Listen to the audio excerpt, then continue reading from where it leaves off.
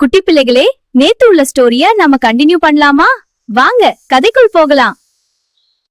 அடுத்த இரவு மீண்டும் எல்லோரும் ஆலமரத்தின் கீழ் கூடியார்கள்.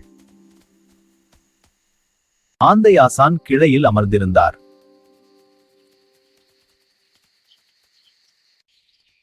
அவர் மெதுவாக பேசத் தொடங்கினார்.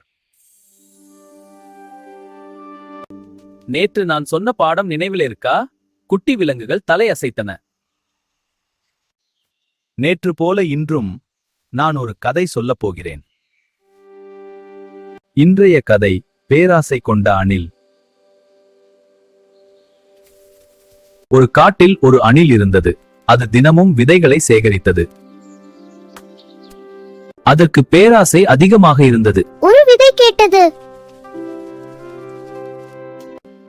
ஆனால் அணில் மறுத்தது. ஒரு நாள் கருமேகங்கள் சூழ்ந்தன. கடும் புயல் வீசியது. அணில் வைத்திருந்த இடம் உடைந்தது. அதன் எல்லா விதைகளும் கீழே விழுந்தன.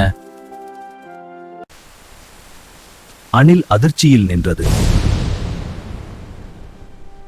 முயல் கீழே விழுந்த விதையை எடுத்தது. அது ஒரு விதையை அணிலுக்கு கொடுத்தது.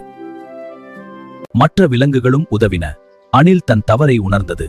ஐயோ, நான் தவறு செய்து விட்டேன். பேராசை சேர்த்ததை காப்பாற்றாது. பகிர்ந்தால்தான் நன்மை பெருகும். அந்த இரவு ஒரு புதிய பாடம் கற்றுக் கொடுத்தது. நாளை மீண்டும் சந்திப்போம், இன்னொரு பஞ்சதந்திரத்துடன். குழந்தைகளே, உங்களுக்கு இந்த ஸ்டோரி பிடித்திருந்தால் நம்ம சேனலை சப்ஸ்கிரைப் பண்ணுங்க, ஒரு லைக்கும் பண்ணுங்க. டாடா, அடுத்த வீடியோவில் நம்ம சந்திக்கலாம்.